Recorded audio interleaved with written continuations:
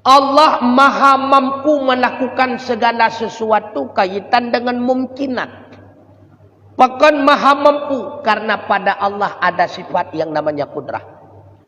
Allah maha mampu menetapkan segala sesuatu yang berkaitan dengan mungkinat. Kenapa maha mampu? Karena pada Allah ada sifat yang namanya iradah.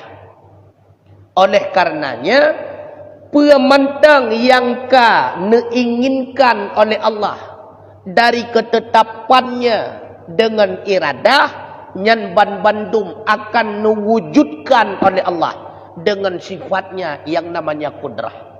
Artinya putra, pemantang yang diperbuat oleh Allah dengan kudrahnya, bandum dibarengi dengan kesesuaian daripada ketetapan iradahnya. Hana yang diperbuat oleh Allah dengan kudrah bertentangan dengan iradah nyan hana. Maka Allah kehendak Allah kan tetapkan dengan iradah, nyan pasti Allah akan dijadikan dengan kudrah bid tengku. Han mengubah ke B dan ke C tengku. Oleh karenanya menye Allah kan kehendak terhadap si dodra urang jika P, pasti Allah akan mewujudkan dengan kudrahnya bid kape han mukmin. Menye Allah akan ditetapkan dengan iradahnya mukmin, pasti Allah akan mewujudkan dengan kudrahnya bid mukmin jihan kape.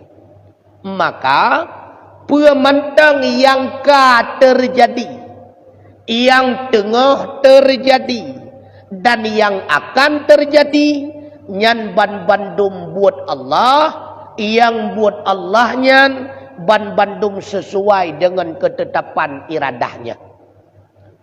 Mandum kan ditetapkan oleh Allah.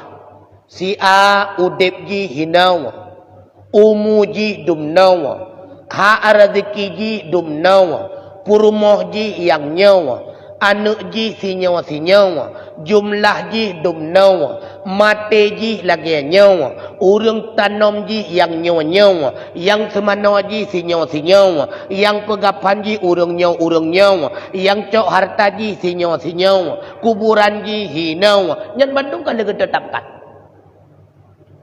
Maka namu ubah lagi ketetapan Allah, hana ubah, menjamu ubah tengku sama dengan Allah telah berbuat sesuatu sebalik daripada ketetapannya.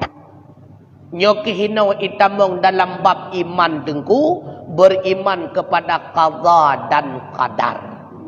Qada hukum Allah yang berkaitan dengan makhluk. Putra qadar ketetapan dari hukum Allah yang tetap di atas makhluk. Maka putra yang kadar oleh Allah, itulah yang terjadi.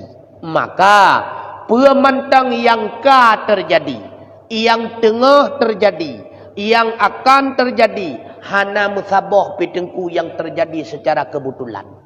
Bandumnya kalih diawali oleh ketetapan iradah Allah. Maka hana yang kebetulan nunggu. Oleh karenanya tengku termasuk orang yang hana mupom hakikat tauhid bila mana agaknya hana berhasil dalam sesuatu. Gekun nyo titka salah lon pugot program. Berarti hana mupom tauhid.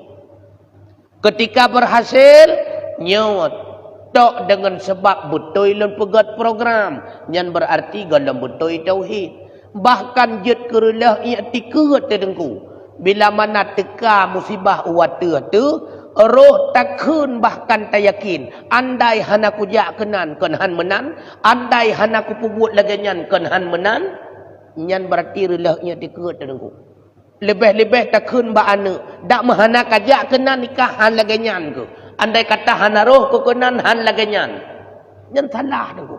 Pakan ijak kenan. Memang lam takdir Allah ji ke urang jak kenan. Memang lam takdir Allah ji roh dalam kategori urang yang berempak bala lagi nyan. Maka na yang terjadi kebetulan hana. Yang hana ge iradah oleh Allah pasti hana terjadi tengku. Maka pemantang yang terjadi termasuk berupa keinginan getanyo kepada sesuatu.